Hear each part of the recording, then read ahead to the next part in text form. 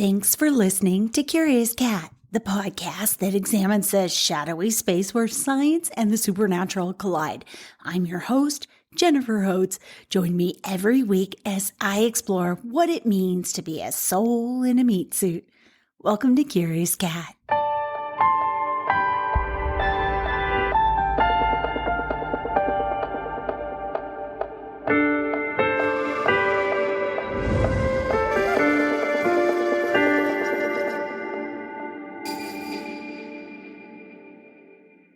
When pondering, debating, writing, or planning, our focus tends to fall to the extremes, this or that, which means we tend to ignore the stuff in between. It probably traces back to some survival mechanism our ancestors developed to determine what foods were safe to eat, what passages were too risky to travel, where we might be safe to sleep at night, and what hours of the day to do which behaviors. But like the ego, which we've discussed in past episodes, maybe it's time for a human upgrade. In fact, maybe the biggest breakthroughs in humanity lie in that juicy in-between space. As an example, on a recent trip to Chicago with my mom, our in-between time was where the magic happened. Forgotten stories from her childhood and young adulthood were shared as we rode in the back seat of an Uber to the ballpark or home from a museum or on our way to a tour. Well, that's when, with the city scrolling out the windows, my mother's deep memories came forward. I want you to benefit from the magic of the in-between also, not just by taking advantage of the time and space between points A and points B, but also by paying attention during all the moments. Let's get into it. In the last 3 years together, we've covered some major ground when it comes to in-between spaces. Take, for instance, my key goal to explore what it means to be a soul in a meat suit. What we've learned in our journey is that when we focus our time and attention on pursuits that nourish both our body and spirit, there's a huge payoff.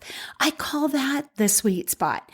From nutrition, eating with our chakras in mind, to activities like yoga that have both a physical and soul nourishing aspect, to paying attention to our dreams, including daydreams. How about when we were honest about the yin and yang within ourselves, the shadow self and the light self, right? Remember how when we pulled those shadow traits out into the broad light, the ones sequestered in our soul basements before, we tended to find our superpowers. We can observe the magic of in-between in nature also.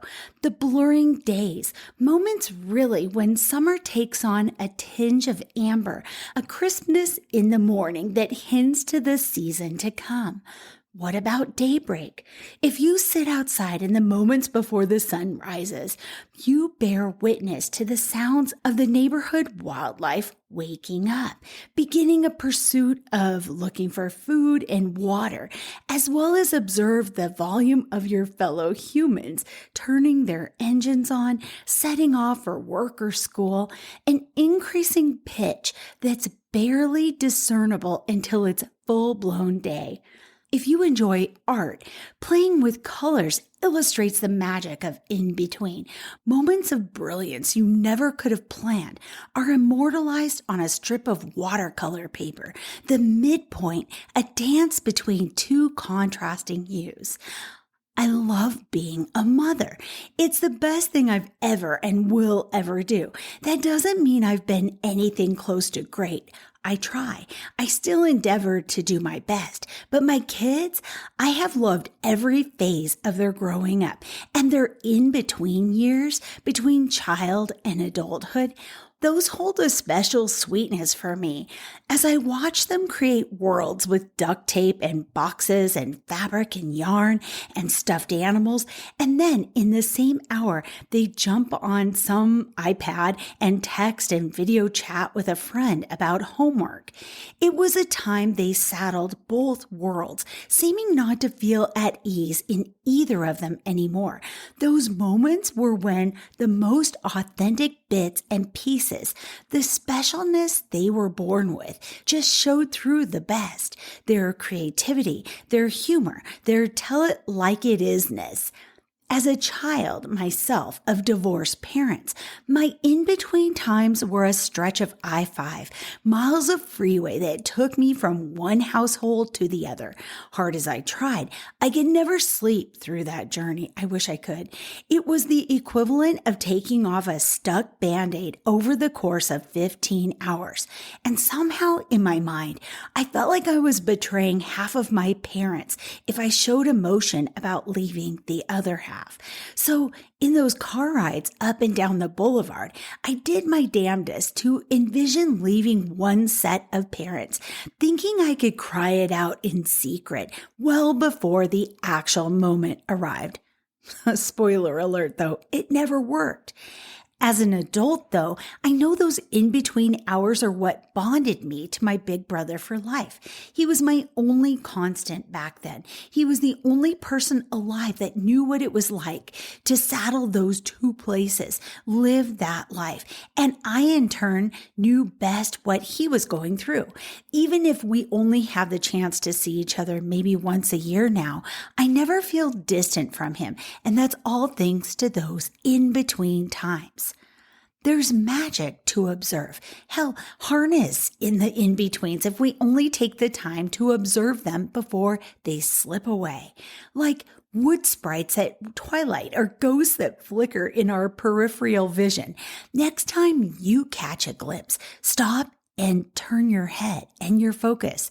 Watch the in-between straight on and learn, soaking in that ethereal, otherworldly essence.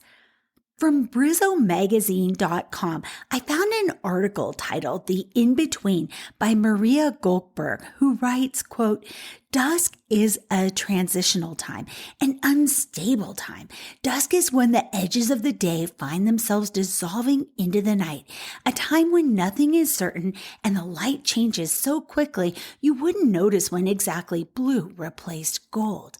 Things visible in the day become hazy and the fleeting magic obscured by daylight takes firmer root. The pile of laundry suddenly looks like it could come to life. Something rustles outside the window. A looming figure takes shape behind the door, only to be gone when you look at it closely. Magic happens in transitions, in the in-betweens, at dusk, in autumn, in the scene changes.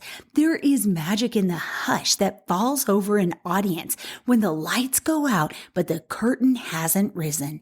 There is magic in the walk to the party when the night hasn't started but you can feel its possibilities. There's a magic in the way a book's spine cracks when you open it for the first time. And there's magic in the moments just before beginnings, before first days of school, first steps, first kisses. Folklore and fairy tales know this magic well. Secret doorways never reveal themselves in broad daylight, and valuable keys or answers to riddles lose their mystery in the sunshine. Fairies and other magical creatures live in between. There are spirits that live in doorways, neither outside nor inside, and fairies that live at the bottoms of gardens, neither in the wild woods nor with people. Sea monsters often make their acquaintance with people on beaches or riverbanks, not in the water, but not quite on land. The magic of transition is strong enough that entire creatures take life from it. They thrive off the magic of change, the time of anticipation of nothing in particular and everything all at once. These transitional times and spaces are often guarded. There are guardians at any bridge a hero needs needs to cross, and there are creatures that protect every river. An angry troll needs to ask the hero questions 3, or one knight needs to duel the other who stands guard of the bridge, who has killed everyone who came before him. Cerberus guards the entrance to the underworld, and riddled runes guard the entrance to Moria. The greater the hero's struggle, the greater the listener's anticipation. The magic of the transition is amplified. These transitional moments become more important in the way they are protected, in the way we aren't allowed easy access to them, in the way we anticipate the hero's victory before they won. The longer we spend in the doorway just before we go in, the more magical the beginning feels. Instead of a guardian, many mythical traditions have a figure that represents this in-between time, a spirit of the doorway, a trickster who is neither good nor evil, belonging neither to one town or the other. They roam freely throughout the land, throughout the story, belonging to nobody while being involved with everyone. They are always depicted traveling. They are always in transition from one place to another. Hermes, Mercury, Loki, Puck, they thrive off the magic of the in-between, off the suspense, the anticipation, and all of their tricks are to prolong this time of uncertainty, to elongate it. They are neither good nor malicious. They live for the transitions, not for the main event. The feeling of anticipation is where the worlds of magic and reality overlap. There's a familiar feeling a person gets at any age when someone begins to tell a story. The feeling of slipping into the story, despite either knowing what will happen or knowing that it will make you laugh or cry. We slip into these stories nonetheless. We let go. We allow ourselves to be carried away by them precisely because we anticipate their endings. We anticipate being taken on the highs and the lows, on the lessons we will learn, on the jokes we will steal. Anticipation is something everyone experiences from early childhood, when everything is a beginning, when everything is new, but we learn how to anticipate certain outcomes, certain constants in the world. Perhaps the main magic of any story, but particularly of a folktale, is in reminding us to chase anticipation. It takes an unknown route home, to take a left where we normally take a right, to transition, to change, to anticipate. They remind us that magic lies between what is and what we expect. Anticipation and transition are inextricable from each other. A transitional time cannot transition. Folklore reminds us to embrace the transitional space where the real becomes unreal and magic descends onto reality. Oh my gosh, that is a beautiful article. I especially love the line, quote, "Perhaps the main magic of any story, but particularly of a folktale, is in reminding us to chase anticipation," end quote. Wow. I've linked to the article in the show notes so you can read it again at your own pace. The magic space of not ocean and not dry land. That's another place I really want to spend a little time. When she spoke of that in-between place, not ocean and not quite dry land on the shores, well, that took my breath away. That and her mention of Cerberus, who guards the entrance to the underworld. That name has come up a few times for me this week, which I don't know what to make of yet. As to the reference to an in-between place, neither ocean or dry land, wet, sandy shores, my father long ago had a dream about a blue beach, and it came to mind as I read Maria's prose that too is an in-between place. Dad told me about it in great detail. Dazzling waters, sapphire blue sands, the sky like facets of a crystal. He knew this place was where, after he died, he would wait for each and every one of us to arrive when our time came. He'd be there to greet us, welcome us home to the great beyond once again. The welcome party began at the shores of that blue beach. He had that dream a full 2 decades before his death, and I've no doubt when my death day arrives, I'll stand on those sapphire sands and hug my father once more. Those in hospice work know about those in-between places where their patients at first dip a toe, and then they spend more and more time exploring as their physical bodies fade and their spiritual bodies kind of gird up, they strengthen. They greet pets that have passed away here, converse with a husband or parents that preceded them in death. They shout out with joy, smile, and gesture to invisible loved ones. I mean, invisible to caretakers and onlookers, but not them. It's a place of peaceful transition, secret knowledge, compassion, and the ultimate hospice caregiving. My friends, the skeptic metaphysicians, had a longtime hospice nurse as a guest on their show. I've linked to the show for you in the show notes in case you'd like to listen, which I highly encourage you to do. Julie McFadden is that hospice nurse's name. She's famous in the hospice community. I tried landing her personally as the guest speaker for a pediatric hospice fundraiser that I headed up for a decade, but to no avail. She was so in demand. Julie McFadden, in that podcast episode, reveals a phenomenon that she's witnessed happen to most of her patients, and it will no doubt bring you comfort when it comes to the subject of death. I've listened to this episode at least 3 different times and still find it fascinating. Our brains have more neural capacity ready to transition us from life into death than to sustain our bodies. Another way of saying that is we are hardwired to die and keep on existing afterwards. Julie's years of experience have taught her that the dying process is amazing and natural. Quote, our bodies are naturally built to die, and ultimately, as weird as this sounds, it's beautiful. End quote. It's the ultimate in-between superpower.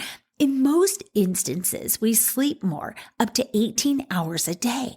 We crave less food and water and basically calcify ourselves from the inside out, which blunts our pain sensors and may even result in our bodies releasing natural pain relieving chemicals in our brain.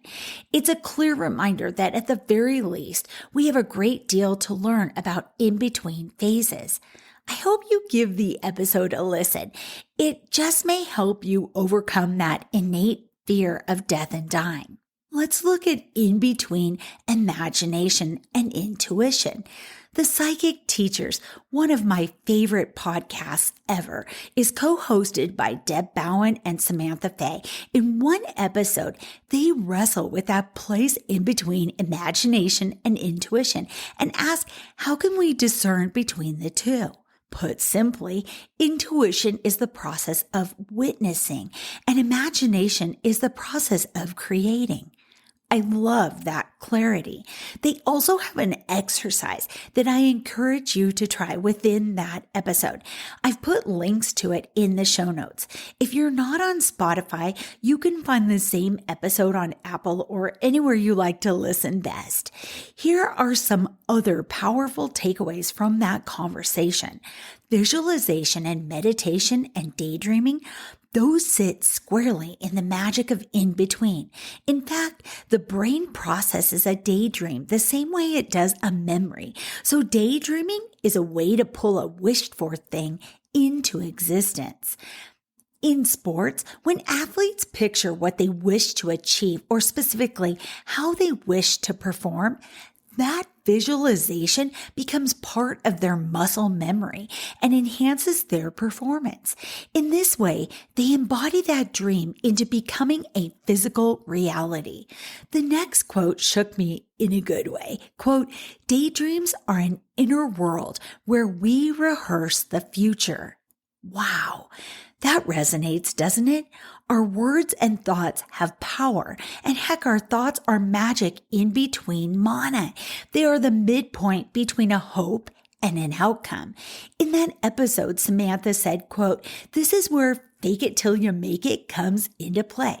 End quote. She encourages us to power through a sticky situation, emotion, or an outcome. But how do we do that? We pretend. We pretend that all is as you wish or how you need it to be.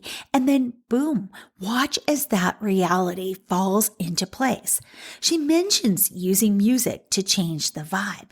Put on a playlist of positive, energizing, upbeat tunes and let the music transform that moment or situation into something better. In general terms, she says if you are lost as to where to start, ask yourself what about your current situation is not what you want or need. Let that out. Just list it. And then next to what you list, write what you do want. Add details. How do you feel when that reality comes to be? Add more details. Really feel into that imagined moment with all of your senses. Then add an end result image. Form a picture in your mind of that moment when it is real. What are you wearing? Where are you sitting or standing? What are you smelling, sensing? Do not be small with yourself. I love this exercise. It puts us behind the control panel of our present and future. Science is catching up with the woo. Even in this area, they are seeing evidence that our thoughts are affecting our DNA, physical proof that our thoughts have an impact. It got me thinking, how can negative thoughts steal our energy and power? And how can we take that power back? Well, the exercise I just described will go a long way towards that outcome. It's those niggling thoughts, worry and anxiety that really suck our energy. They're like a leech on our energy. When we notice them, we tend to shove them away or talk ourselves out of them. Then we shove them away. But like a virus on our computer, they suck away our energy and leave us vulnerable. They drain our batteries faster. How about next time this happens? We endeavor to do something completely different, something against our caveman brains. Look at the thoughts directly. For example, I'm just making this up, but I'm worried I may get sick on my upcoming flight. So then I ask myself, why that thought? Why now? Well, if I'm honest, I'll admit I'm about to travel and I started watching the news and they were talking about sickness.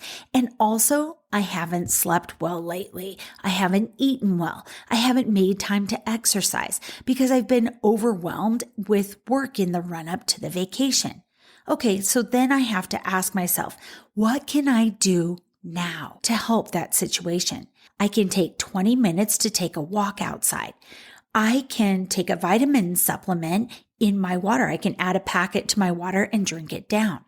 I can make a point to eat real food and get to bed at a decent hour, even if it's only the night before the trip.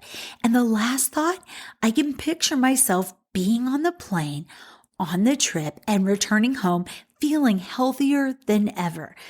Let that be the daydream that lulls me to sleep.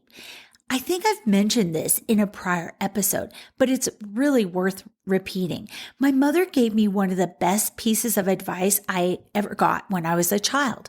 I'd be in bed the night before school and I could not sleep because I was worried.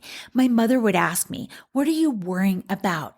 And if I could point to something specific, she'd then ask, "Is there something you can do about that right now?"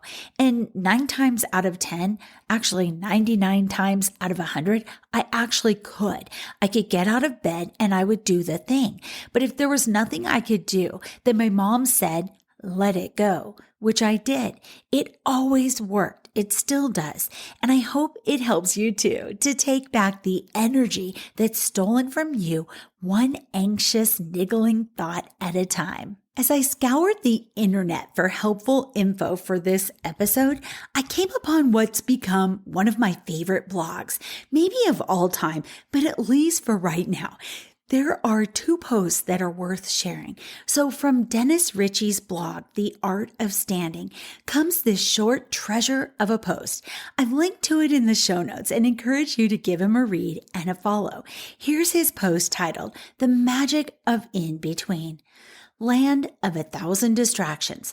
There are great moments in life, moments they say define you, the celebratory highs of accomplishment, the heroic lows of courageous struggle. But this month, I have a little different take on what defines our lives. I say a person is defined by what they do in between such dramatic and emotional moments. When no one is watching, when the stakes are not high, when one day falls quietly into place behind the last. These are the times that try men's souls. The problem is that it's easy to see the glory in riding off to rescue the damsel in distress or wresting a continent from the hands of a genocidal tyrant. But it's hard to see the glory in watching John Wayne shampooing carpets when the puppy threw up because she ate a sock.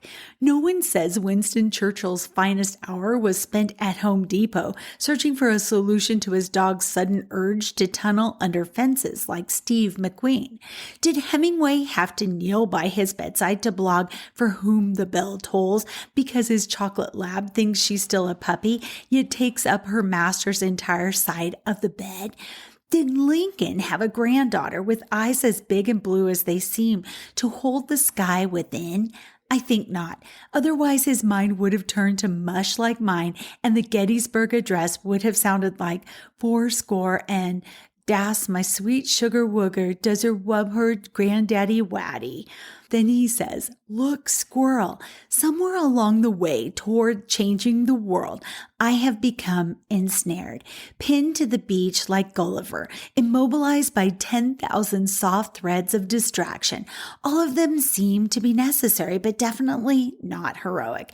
I cannot for the life of me picture Indiana Jones on his day off, waiting heroically in line at Comcast, bullwhip furled, fedora in hand, soundtrack on pause. No, please take a number and wait for the next available associate.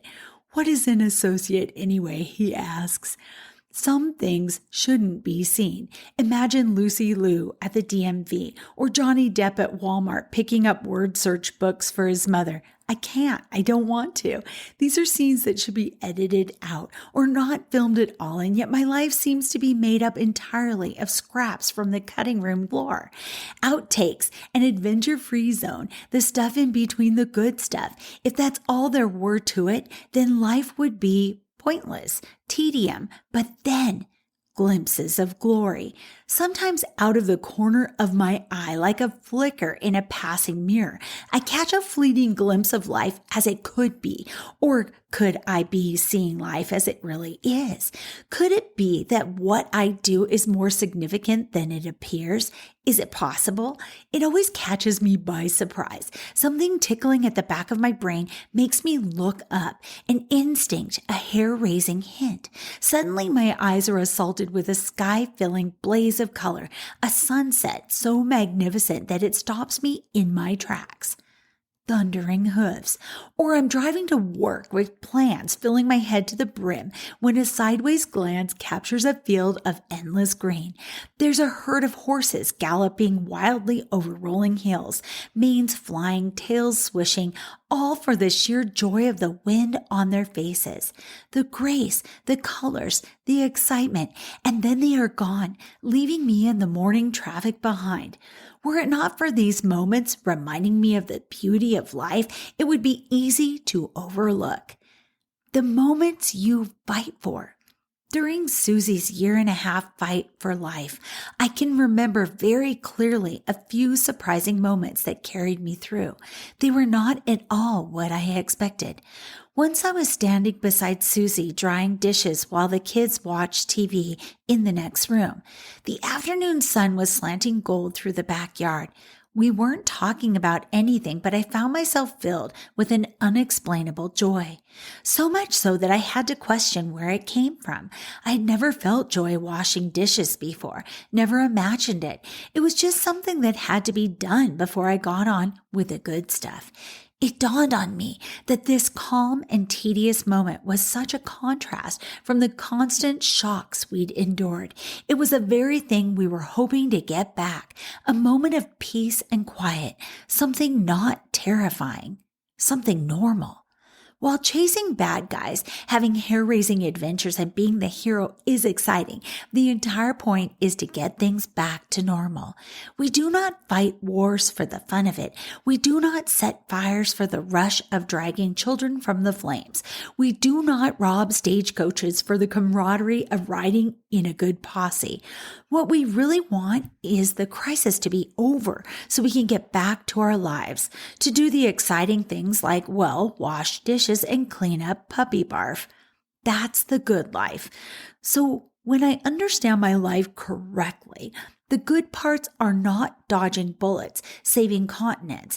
Instead, the good life is the part after the novel is finished, after the movie credits roll, after the treaty is signed, after the horses are back in the barn, after the pistols are cleaned, after the family is reunited, after the fire is out, after the town is rebuilt.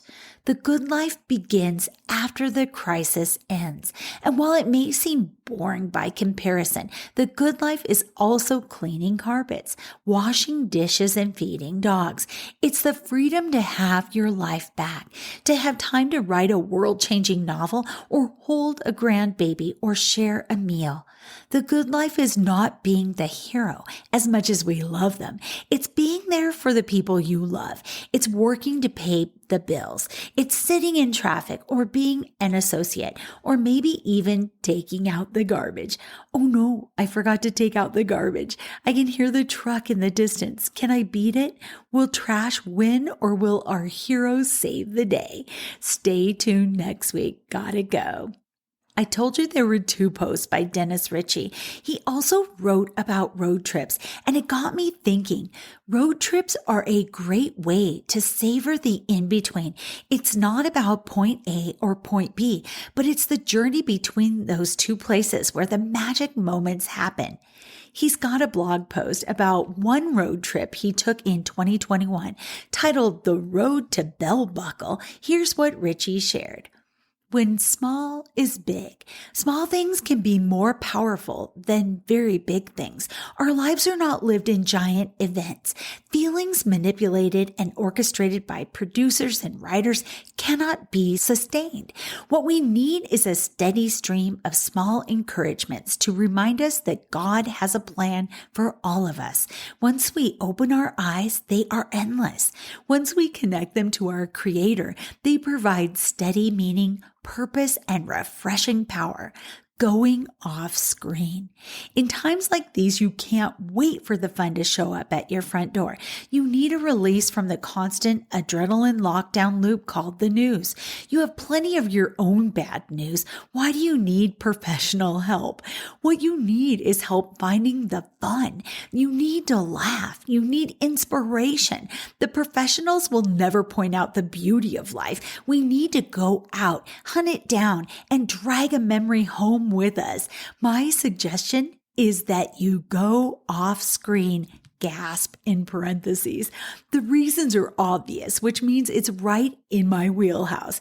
Fear grows with focus and shrinks with perspective. While stress probably won't kill you today, it certainly makes you miserable.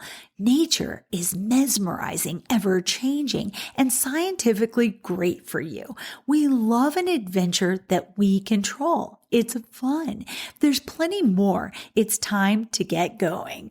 The road not yet taken. I could wax eloquent about the road, the journey, the path of life, but here I just want to focus on getting away. Leaving the old familiar problems behind helps us see what life is like without them. It is the great backing away to get perspective. It is more than just escape. It's looking at things from a larger perspective. Problems grow to giants when you focus only on them. Forcing your brain to look away is sometimes the only way to break the spell. For this, the trip is the thing. The destination is just a progress marker on a journey. A road trip is not about the destination, it's about the transformation.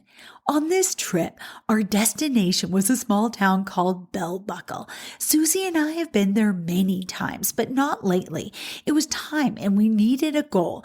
This was more for finding a place to stop exploring than anything. We have been known to get caught up in finding what's over the next hill until we are too far away to get home. The plan was to inspire, not to run away. The route would take us along some of our favorite roads, familiar, beautiful sights that we hadn't seen in a long while. But a sign prompted us to turn off early and take a road we'd never seen before. It was a small 2-lane highway that connected small communities through the Tennessee hills. There were picturesque churches and farmhouses, hilltop vistas and snuggled valleys, barns, farms, horses, and goats. It was too curvy to take pictures and still enjoy the scenery, so I gave my phone a day off too. We pointed and oohed and awed. It was hard to keep my eyes on the road, so we drove too slow for the locals and pulled off often to let them pass. They were inoculated to the beauty they saw every day. For us, that one road was worth the entire day. All of that beauty had just been sitting there waiting for us to discover for all this time. I was disappointed it ended so soon. The secret power of Bell Buckle? The most powerful thing about arriving at Bell Buckle was not the town. It was cute and quaint and entertaining, but there was nothing there we really needed. What we needed was to choose a destination and get there. We needed somewhere new, or at least somewhere not old and familiar. The exploration was part of the fun, but it actually was bigger than that. What we needed was control. Many studies have shown that a sense of control over your life is essential to happiness. But in a difficult world, we don't have a lot of real control. It's not just the government that seizes control of our life. We are controlled by our dreams, which send us in predetermined directions. We are controlled by family and who we choose to love. We are limited by our abilities and options. Doctors tell us what to eat and teachers tell us what to think and marketers tell us what to buy. But if you have time and freedom, you get to determine for better or worse where you go and what you do. Restoring this essential feeling of control is vital. It's not an option. It's not a good idea. It is a necessity. Bell Buckle did that for us. Most of the award-winning town was closed for Labor Day, but we never planned to stay long or buy things. We wandered through a couple of their hyper-cute stores and even passed up the ice cream parlor in order to get back on the road. This town deserves further exploration, but today the trip was the thing. The adventure going home. Even though going back the same way we'd come looks entirely different on the return trip, we chose to head home through Wartrace and Shelbyville. We ran into a small adventure, the best kind, when all the restaurants were closed due to a widespread computer outage. Adventure is another word for trouble, and you have to allow for it in all of life's fun. Driving up Highway 41A, we were so surprised by the Nash family creamery that I had to turn around and go back. It looked like a movie set rather than a working family dairy, but we made plans to return. Their website alone will probably give you a sugar high. Susie loves sunflowers, so we will be going back in October for the sunflower patch. The payoff was perspective. The point of this trip, however, was not high adventure or to create travel blog copy. The point was what happens to you when you step away from your life and get out of your own head. You get perspective, if only for a brief moment, because perspective is hard to get and impossible to keep. Soon you get sucked back into a routine and forget about life outside your own experience. You start living inside your mind, which can be a very scary place. You lose sight of progress and miss opportunities. You can easily get so involved doing the what of your life and forget the all-important why. Priorities tend to shift, which causes you to start and stop many things instead of developing persistence. Goals fade. Plans can also be seen more clearly from far away when you see other people and places. Sometimes a break is what you need to sort things out. Relationships are difficult, and it's easy to get petty when you fall into your own experience. It's easier to cut someone else a break when you get back a feeling of control, and we all need a break. Nature alone has been shown to have big health benefits, easily having as much depression-fighting power as some of our best medicines. If you're not in a bad mental state, the resulting energy gives you a creative boost. Many of my songwriter friends do their best work in their cars. I always come back from a trip with business and writing ideas percolating and a renewed focus at work. All of this from just wandering around, he asks. A short road trip won't change the world or solve any of your problems, but it just might change your mind, and that's probably enough, end quote. And this is me again. I did a deep dive into Dennis Ritchie, and it seems his wife had multiple types of cancer, which they endeavored to beat together. But his blog doesn't seem to go past 2022. I hope he and his wife are well. I hope she's in remission, and they're too busy enjoying life to stop and blog anymore. Let's look at ways to savor, harness, and capture the in-between starting right now. Each morning presents an opportunity to soak in the magic of in-between. Those delicious minutes when you first wake up, there's maybe a dog at your feet, a cat in the crook of your knee, and maybe a partner or a kid nearby that don't even realize you're awake. Stay there. Linger for a few breaths. Feel the warm mattress underneath you. Give thanks for it. Trace the threads back to that last dream and commit it to memory. Observe your dulled senses coming back online. For me, I always hear a song in my mind first, followed by a smell. But for you, it might be taste or touch. Be a silent observer to the transformation from a spirit-led sleeping self into a full-on body self. See if any songs play through your head from the dream world, or there's a catchphrase for the day that's stuck lingering in your thoughts, or a premonition. Make this a minute for you, body and soul, setting a precedent for the remainder of the day that you will not come last. As night becomes dawn, summer slips into autumn. As sleeping wriggles to wakefulness, remember that in between times are when we saddle two existences, daydreaming, hypnotic, hopeful, inspiring, and mysterious. What if we pay attention to the magic in these spaces to our soul's advantage? We may just find a piece of ourselves that we'd long forgotten was there. And with it, a second chance to hold on this time for good. Thanks for listening to Curious Cat. Thank you for recommending us to a friend. I make and I offer each episode in the hopes that it lifts one person. It helps someone having a bad day to see things differently or know that they're in it with me, and maybe cultivate ways to bridge the distance between us.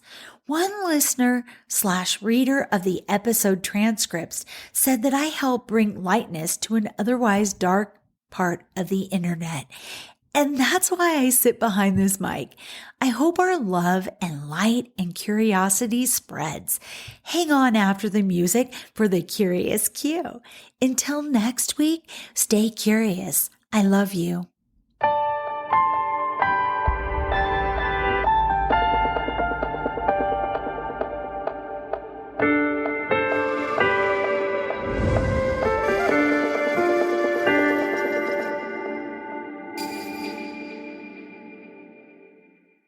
It's time for the Curious Q, a quick rundown of the week's weirdest headlines. From the New York Post comes this headline: Saturn's iconic rings will disappear in a few months. Here's why. Catch Saturn's rings while you can, writes Ben Cost for the Post. The majestic gas planet's heavenly hula hoops will vanish within 6 months, but thankfully it's just an orbital illusion. Come March 2025, these celestial circles, which extend from 43,500 to 87,000 miles, or the equivalent of 30 Earths, will be rendered invisible from Earth's perspective. This temporary disappearance is due to Saturn's tilt within its axis of orbit, which will position the rings on a perfectly horizontal plane to our vantage point. Earth.com reported this. They'll be at a 0-degree angle. The rings are currently situated at a barely perceptible 3.7 degrees. By that point, these bands of cosmic dust will be akin to seeing the edge of a piece of paper when it's positioned at the far end of a soccer field, per the space site. How can such gigantic rings simply vanish from sight? Despite the ring's vastness, they measure as thin as 300 feet in most places, which is imperceptible when viewed 746 million miles away on Earth. Thankfully, this disappearance isn't permanent, but rather occurs every 29.5 years, the period it takes for the planet to circumnavigate the sun. Saturn's bands will make a comeback tour after March 2025 before disappearing once again in November 2025. The planet has 7 distinct rings comprised of ice, rocky debris, and dust. These are believed to be the remnants of comets, asteroids, and moons that were destroyed by the planet's powerful gravitational pull. Unfortunately, these intergalactic bracelets could soon disappear for good, and not just due to Saturn's angle of rotation. Scientists claim that the rock's rings could vanish in as little as 300 million years because they're being pulled into Saturn by gravity as the dusty rain of ice particles under the influence of Saturn's magnetic field, according to NASA. This next headline hurts me to read because I've been endeavoring to eat only good, real foods for the last couple weeks, but here it goes. Deep fried ranch, a big hit at Minnesota State Fair. I wanted to hate it. That's the headline from Fox News. The article goes on. With the Minnesota State Fair in full swing, one particular food item has proven to be a hit.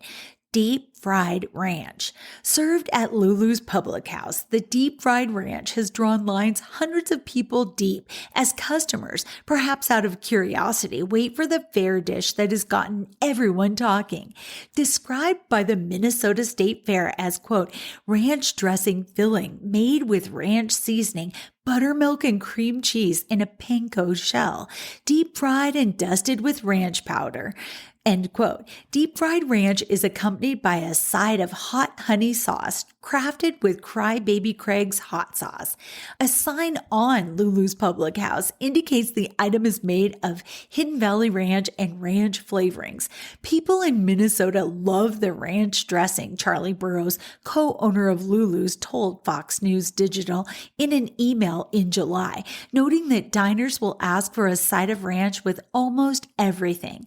Burrows worked on the concept of deep frying ranch dressing for more than a year and a half, he told Fox News Digital in July. I'd love to know what his cholesterol levels are. But anyway, I digress. Despite the unusual nature of the dish, Burrows predicted that people were going to love it, saying he was really excited. We wouldn't have done it if we didn't think it tasted great, he said. As it turns out, Burrows was correct. He told Fox News Digital that just 2 days after the fair opened on August 22nd, he had to place an order for 150% of what he'd originally planned. The item has been described by Lulu's marketing team this way. It's as if Hidden Valley Ranch and a cheese wonton had a baby. But Burrows told Fox News Digital that he likened his dish to a fried ravioli tossed in panko breadcrumbs. The dish has been tasted and enjoyed by ordinary fairgoers as well as politicians and celebrities. Olympic gymnast Sunny Lee, a native of Minnesota, posted a video recap of her trip to the fair on August 26th when she tried various food items. Her first taste of deep fried ranch left her wide-eyed and saying, "Oh my God." Country singer Blake Shelton also enjoyed deep fried ranch, giving it a shout out during his Sunday night concert at the fairgrounds.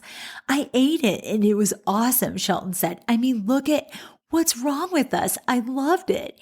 And last but not least, from AP News comes this headline: "Half a house for $500,000. Home crushed by tree hits market near Los Angeles." There's a 1-bed, 1-bath bungalow in Monrovia, a city north and east of LA, that's for sale after it was crushed by a tree. In this hot real estate market, the price of what's left is $500,000, and the realtor representing the property owners calls the as-is home an, quote, "open concept floor plan." Oh my God. Join me next week for more Curious Q. Until then, stay curious. I love you.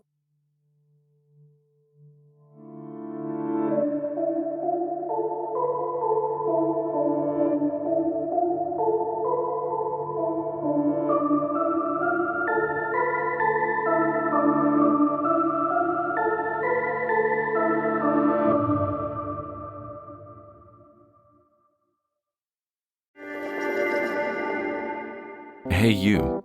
Yes, you. Are you looking for a new podcast that appeals to your scientific curiosity, but is also a little bit spooky? Show me how I died in a past life. Well, look no further, because this cat is where it's at. He had concerns about the ethics surrounding AI, feeling they had achieved consciousness. Curious Cat Podcast examines the shadowy space where science and the supernatural collide. Listen every week with your host, Jennifer Holtz, as she and her guests explore what it means to be a soul in a meat suit. We were healing karma together. They were all kind of predestined to resolve something. Listen on all your favorite streaming apps and continue the conversation on Twitter at CuriousCatPodCA, or find Jennifer and all her links at Jennifer L. Holtz, spelled HOTES.com.